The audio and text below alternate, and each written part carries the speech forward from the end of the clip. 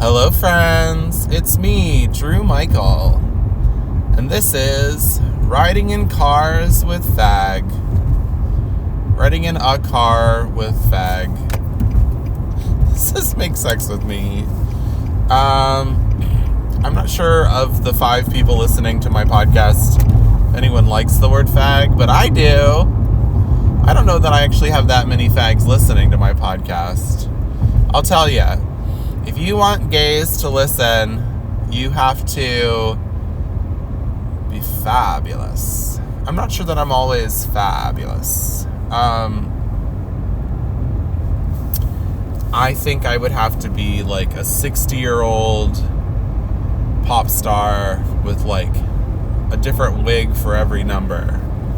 I'm basically describing what Cher was when I was a young gay. Cher's now 105, and all she has left are wigs. I don't know if she has any real hair growth, but love her till the day I die. Not even when she dies. I'll probably die before her. I hope not, knock on wood. Cher, don't listen to this. You're fabulous.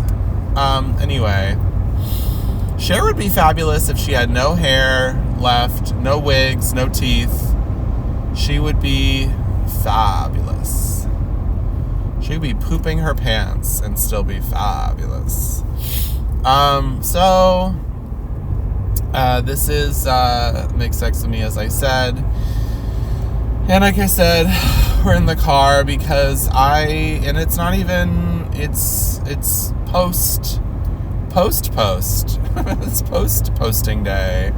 I did not post, or drop or release, ejaculate this episode on time this week. And it's kind of funny because I haven't had much time.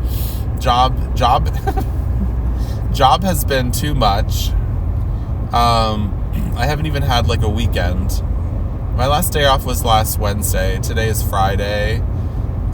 And I don't mean 2 days ago Wednesday. I mean a week and 2 days ago Wednesday. So I took a half day today. I'm actually going to go sit in a sauna. Because, that's how I like to relax. I like to go sit in a sauna, or I like to go on a hike. So that's what I do. I'm actually going to get some coffee. Because, Lord knows, I need coffee before I go relax in a sauna. So yeah, please rate, review, subscribe wherever you listen to podcasts, and please email us at makesexwithmepodcast@gmail.com and send us a little sexy something. So this week I was gonna do a Redditing Reddits episode, and I decided that I would not do that because I decided, oh shit, it's a big truck. I decided that we needed to do something to commemorate the fact that it is Mental Health Awareness Month. It's also the month of my birth. Isn't that just perfect? I was born in Mental Health Awareness Month. I'm pretty sure that when I was born, which was mid 80s, slightly late 80s, but no, it was 86. There was not such thing as Mental Health Awareness Month. I'm pretty sure that probably came around after 2000. I don't think anyone really gave a shit about people's emotions until like yesterday, so that's cool. But I've struggled and I've toked a lot about my mental health struggles, right? I have depression, anxiety, I dissociate a lot. That's like really great. And all of that is probably because of trauma from my childhood, my young days. And honestly, I mean, a lot of us have had traumatic experiences. It's not as if like we are alone. We're definitely not. And honestly, just because a lot of people have something, it doesn't make it like normalized to the point where like we shouldn't try to get help for ourselves. It's not like, I know some people say, oh, come on, everyone has depression, stop being a baby. It's like, no, like that's not okay. Like we all need love and care, and we all need to talk about it. We all need to like learn methods of like dealing with our depression and anxiety. Then we, it's not crying about it. It's saying, I can't do this alone right now. I need someone to help me. And then you get that actual help. And then you are in such a better place. And also you're in a better place to help others at that point. It's like really, really important that help be available when it's needed. So basically that's that. Please, if you need mental health help, please reach out. I wish I had some links. Maybe I'll look some links up and put them at the end of the thing and in the show notes. But honestly, like, it's not that hard. Like, when I moved to, it's not that hard to find, I was trying to say. When I moved to South Carolina, when I moved to, I actually don't know if I did this in New York, but like basically anytime I'm looking for a therapist or a licensed mental health counselor, I'll go on like psychologytoday.com, and at the very top there's like a search engine. You could put in where you live, and a list of therapists will pop up. Usually they'll have like pictures, they'll have like description of their practice, what they specialize in. I will say that for me, when I was in South Carolina, I was really finding a lot of people that said they offered Christian counseling. Literally all but like 2 of the people said that. And I'm sure there are people who are Christian who offer Christian counseling, and I'm sure a good amount of those people who said they offered Christian counseling did so because they knew a large percentage of their possible prospective clientele were going to be Christians looking for that. So they were like, they might give Christian counseling in addition to non-Christian counseling. But as a non-Christian, seeing that was really hard. And I went with people who specifically did not say that. So that's that.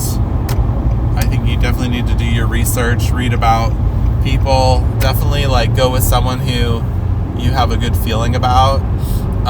And also like you could do a session or a couple sessions with someone, and then you could say, you know what, I don't know if this is working for me, but I would definitely talk to your therapist about that. Be like, I don't know if like this is working, and if they're a good therapist, they'll say like, okay, well, that's totally fine, like we don't have to work together, but I definitely want to make sure that you're seeing someone.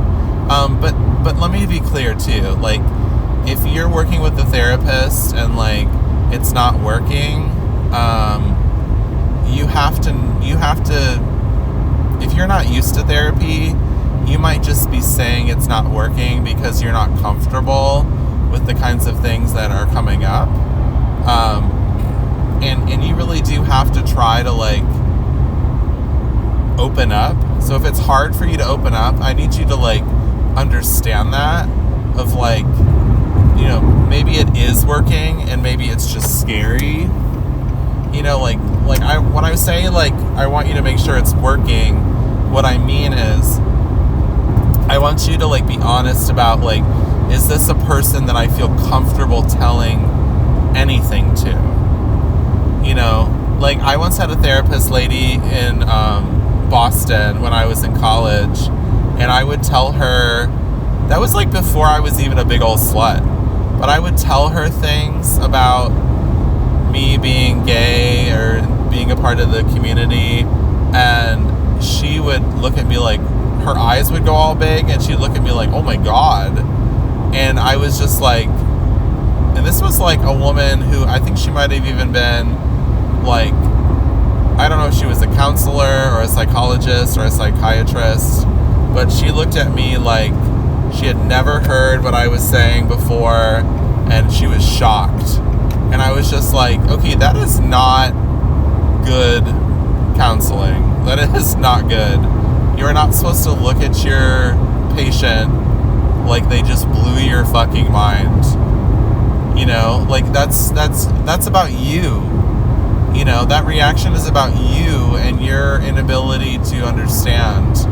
You know, I could go to my cousin and tell them some crazy shit, and their eyes pop open like that, and that's what I would expect from a non-trained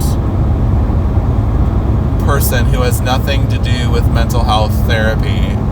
That's not what I should expect from a therapist. And I understand that some people, like, they might just be like really shocked and maybe they can't control their reactions. But at some point they have to say, I'm so sorry, like, I did not mean to react like that. I just have never heard that before. But I don't want you to feel like I'm judging you. You know, that's the thing. And that's the thing about Christian counseling too, is that it is, Christianity in so many ways is so like judgy and so like conditional. Like Christianity's like, you can be here and you're loved, but as long as you do, you know, what we want you to do in so many ways. And maybe that's not everybody's Christianity, but I've definitely been a part of Christian groups that are like that, and that's kind of what I've gathered. I never felt included in those groups. I never felt, you know, really loved by those people. I'm so glad that even as a child, I identified conditional love. And I'm so glad that in my family, you could do some crazy shit.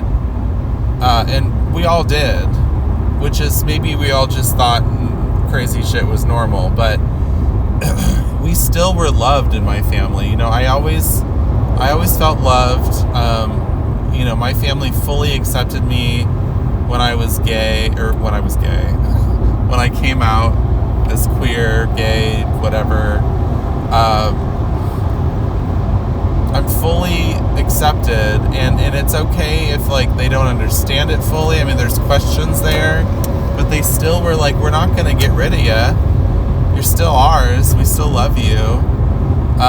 You know, so-and-so was a drug addict. So-and-so was an alcoholic. So-and-so beat their wife. So-and-so, you know, you're gay. It's right up there with beating your wife. We still love you. And we don't have to like each other, but we still have love, you know. Anyway, but we judge the fuck out of each other in my family. Jeez, we do. But anyway, so your therapist shouldn't be judging you. They shouldn't be, you should feel comfortable to tell them things. Now, my other question is there stuff you want to say to them that you wouldn't feel comfortable telling anybody? So that's different than I don't feel comfortable telling this person. You know, there's no reason to get another therapist if you're going to change and not feel comfortable telling them that thing either. You know, you've got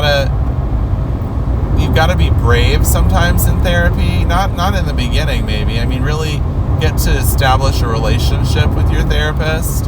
And you've got to give it that time too. You've got to have time to establish a relationship with your therapist. You know, on day one, I might not feel confident and comfortable in, telling them certain things. But, my last therapist, I really liked him a lot, but I would go to therapy sessions and I would say things like, for a long time, I would say things like, if we ever talked about like my love life or my romantic life, I'd say like, I don't know of like too many people that I am attracted to, or not attracted to, I'm attracted to fucking everybody. But like, I don't know of too many people that I, really want to date, or like, if I date a person, blah, blah, blah, and he would just be like, okay, gotcha, cool.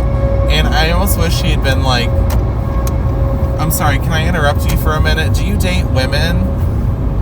Because you always say people, but I don't have any, I wasn't aware that you like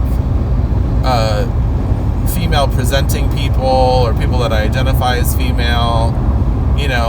Like my therapist was super chill, super cool. He was also like a professor at a university somewhere in Georgia. He would like commute and teach psychology or some shit. So he was super cool, and he was such a good guy. I just really loved him. But he was not very educated on queerness or queer culture. I might have been like one of his first gay, queer, non-binary patients or clients or whatever. But he was super cool. He never looked like shocked when I would tell him things, but I just didn't feel comfortable telling him things. And that could have been my shit, or it could have just been like, this thing where, I don't know, like I expected him to open up at some point and say, hey, by the way, like, you don't really talk a lot about this. Like, do you want to talk about this? Like, and by the way, you can tell me things. Like, you don't have to worry about, the fact that, I'm straight and you're not, and you don't have to be someone you're not. You don't have to censor yourself around me. He never did that. And I don't know. I wonder if he could sense my discomfort with going there. Maybe he was just like, I'm not going to push it. But like, I'm an openly queer person, and I don't talk about anything like that in my sessions. I do almost wish he'd been a little bit more aggressive with saying things like, hey, by the way, I noticed. I mean, he was really good though sometimes at calling me out of my shit. He would be like, oh. One time he goes, I like went on and on and on about something, and he goes, oh, I'm sorry, are you complaining?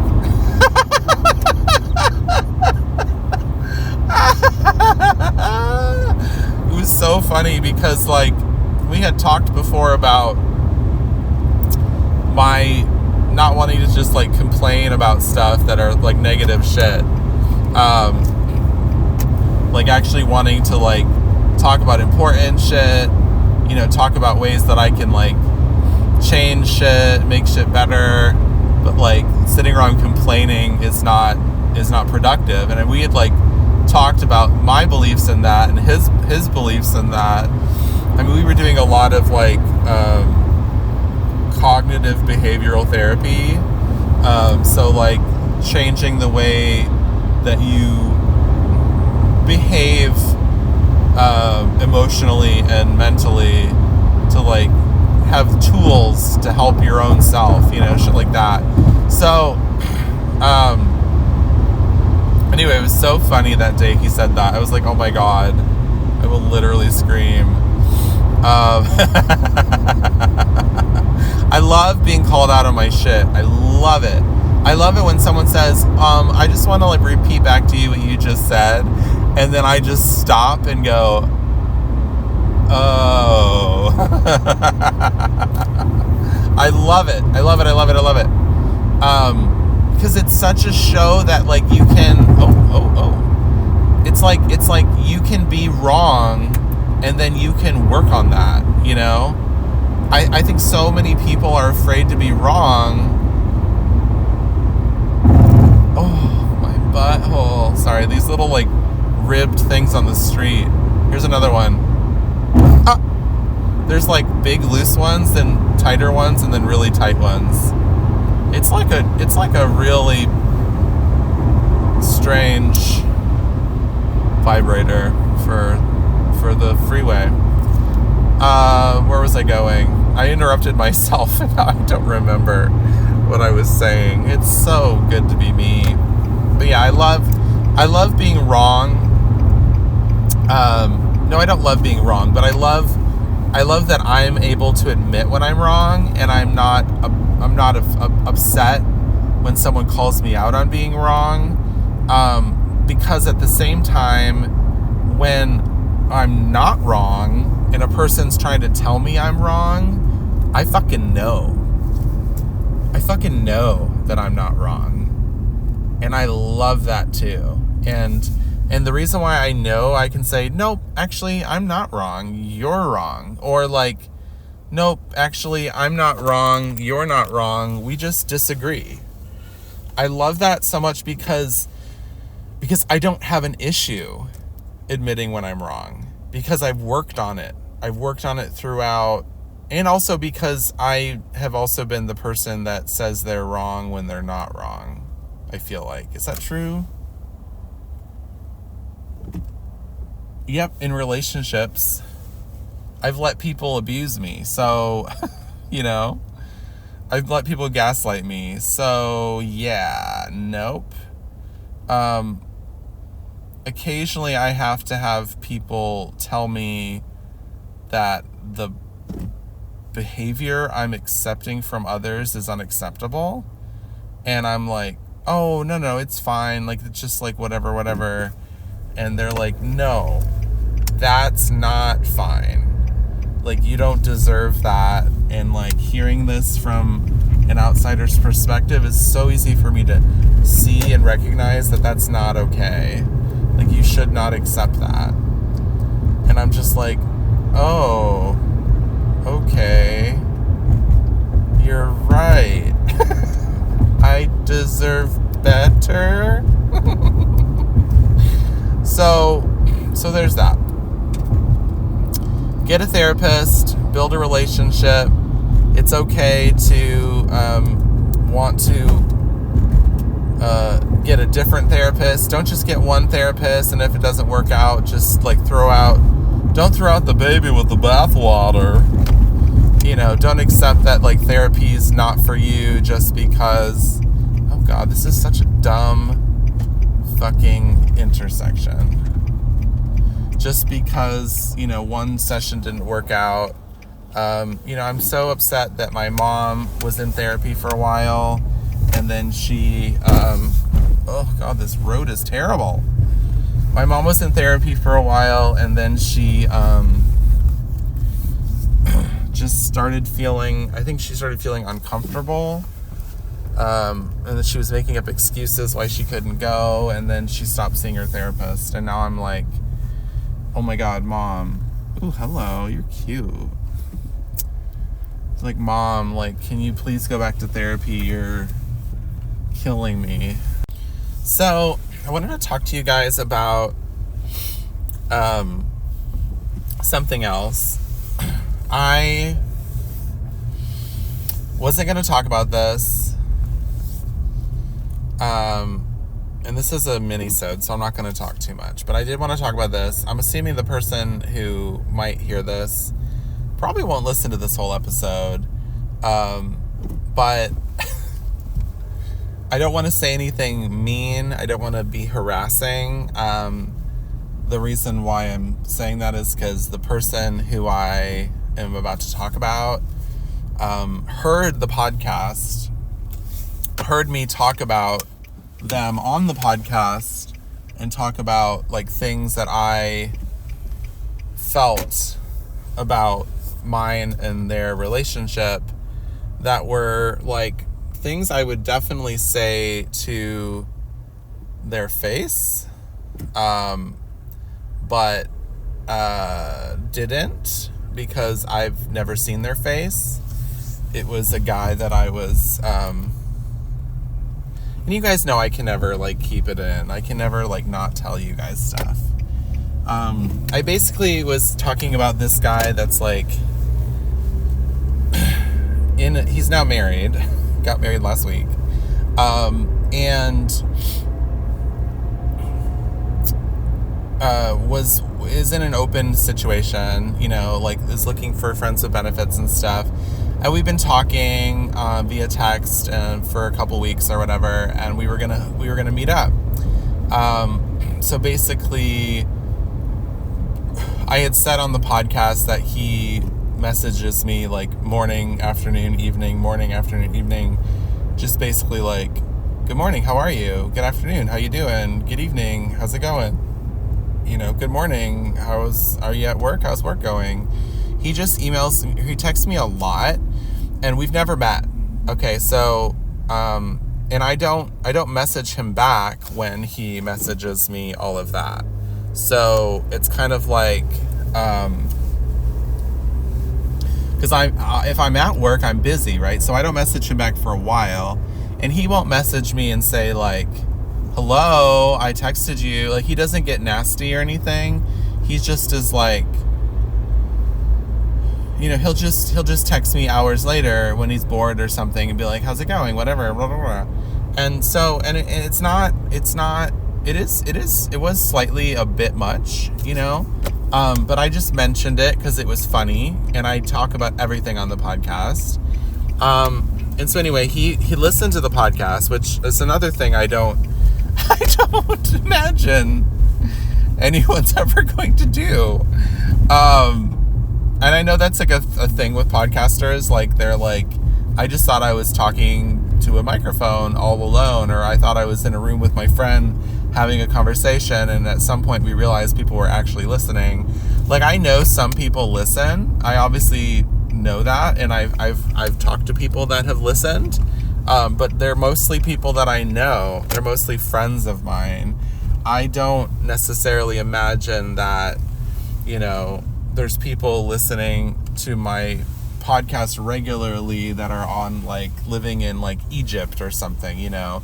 I know I've seen some people that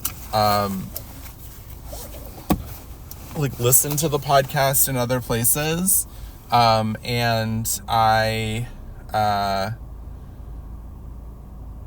see that like in the analytics or whatever. I'll be like, oh, like you know, 1% of my listenership is in Tel Aviv or something. I don't know, something random, right?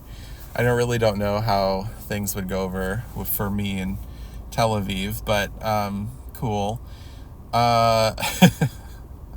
So he was just like, yeah, I heard. He texted me and he says something like, we could have talked about this or something, and I'm like, what are you saying? And he's like, and I kind of thought like, oh, that's right, I mentioned him on the podcast, but I didn't mention him. I did mention him by name, but his name is like John Smith. It's like not, you know, I didn't say his last name. He has a very common name, so I just said like, this is his name. And then it was the episode with Maya where we're just like chit-chatting, having girl talk or whatever. And so I'm like, okay, I know that like not everyone wants to be talked about on a podcast, right? But I also am a podcaster, so if something happens in my love life that's interesting, and this is a sex podcast, I'm going to talk about it, right?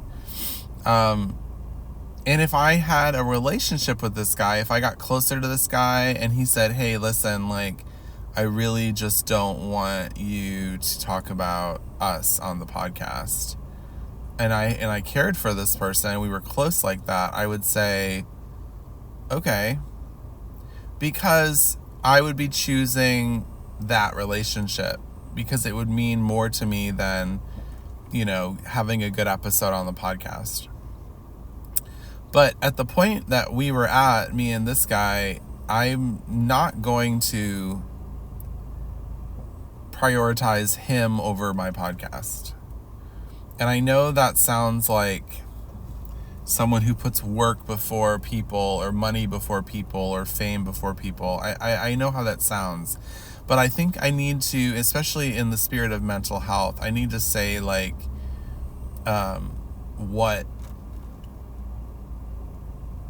what I really mean, what this podcast really means to me, and I've said this since the beginning, is this is fucking therapy for me.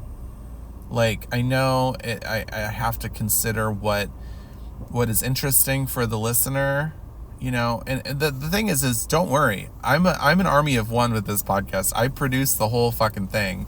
So I can actually, I think being able to talk is a big thing. Being able to hear it back is another big thing. So it's like a form of journaling, right? It's audio journaling. I have to listen back to every episode. And I also get to listen back to jokes I've made. So it's like good for my comedy shit too. It's good for material. I get to ad-lib, I get to freely think, and I get to like plan things, and I get to do research. I mean, there's all these good things that come out of the podcast for me. And then I can edit it down and say, like, yes, this thing that I said was important for me to say. It was important for me to hear, but it's not interesting. So let me get rid of that before I publish it for the sake of my listeners. So all of that can happen, right?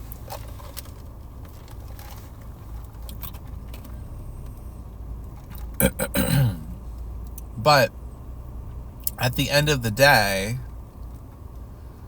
you know, I have to have interesting stuff on this podcast. And this podcast means so much to me. To not have interesting stuff on it would mean to, like, never move this podcast forward in a way that, you know, is more meaningful. You know, I have dreams of having a podcast that's, like, successful, of having a sponsor or two, of having, you know, hundreds of thousands of listeners at least. You know, I don't need to have the most successful podcast, but I would love to have a podcast that, you know, has some virality, right? So I'm sorry, guy. I won't even say your common name anymore. I choose this. You know, I know we could have had yummy sex, and I haven't had sex in such a long time. It would have been really nice. I know we could have had eventually, like, a three-way with you and your husband, which I don't absolutely have to have that. I just, like, it would be fun to say I've had a three-way, right? And it could be delicious. Like, I used to think of three-ways as, like, oh, I'm going to be like this third wheel, and I'm going to be there, and they're going to be all in love with each other, and I'm going to feel left out, and I'm too insecure for that. And then someone else at some point said, no, don't think of three-ways like that. And it might have been Susan Bratton. I don't remember if it was her or not, but they said, whoever said it said, think of a three-way like you're the present. Like, you're this exciting new toy. Oh, this does sound like Susan Bratton. You're this exciting new toy that they get to open up and play with. And I was like, oh, that sounds lovely. Like, they're just, like, coming at me from all angles. Anyway, so I would like to have a three-way at some point. But, again, I don't want to make anyone feel uncomfortable. I'm not trying to, what's that word that I never can remember? Exploit. Whenever I try to think of the word exploit, I think of the word explicit, and it blocks the word exploit. I'm never trying to exploit anyone. I certainly don't really have much of a platform to exploit anyone. But he has not talked to me since then. And I'll say that he had some other things to say. He was like, why are you trying to, like, downgrade this? Like, why are you trying to, like, play this off like this isn't a big deal? And I just kept telling him, I was like, hey, dude, like, listen, like, I'm sorry that this upset you, that, because he didn't seem, I don't know, he didn't outwardly say he was upset that, like, I had talked about him on the podcast. He just said he seemed upset that I hadn't come to him and told him that something about his behavior was, like, annoying me. And I said, like, you know, it's annoying, but it's not that annoying. I mean, like, honestly, I'd rather have someone, at this stage, I'd rather have someone care too much about me than not at all, because most people don't seem to give a shit.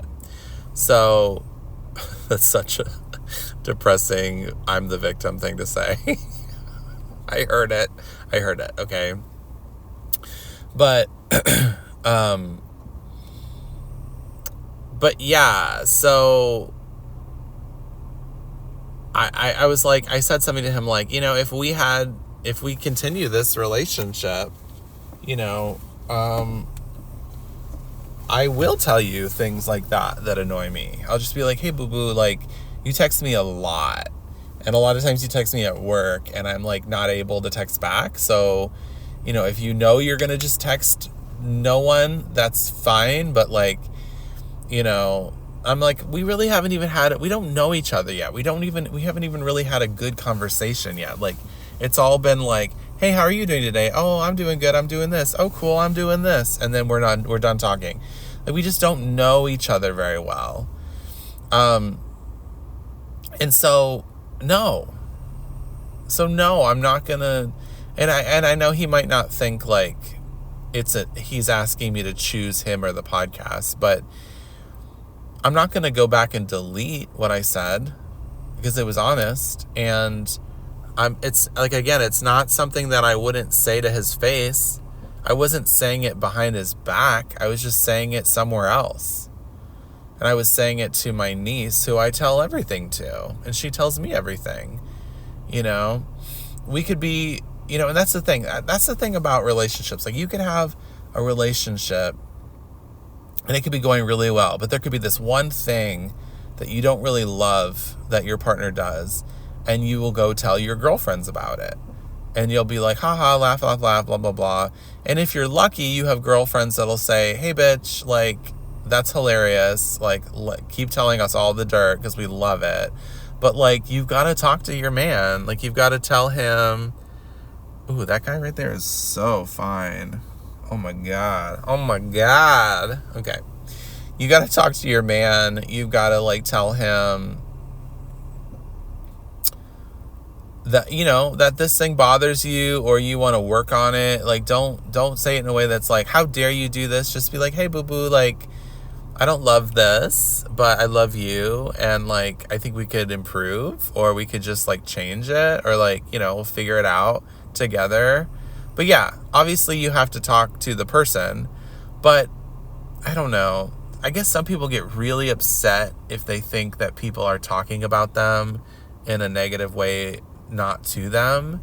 And I don't know. I think it's a huge ask to, like, only tell me things about me to me. It's like, no, because that's not how humans are. We need to talk. We need to listen. We need to gather other people's opinions, and we need to learn by example. Like, we're just a bunch of fucking babies, you know? Like, I'm sorry, but that's just not realistic. Like, everyone that you know talks about you when you're not there. I'm so sorry if you think that's not true. You just have to get over it. You know, they don't hate you.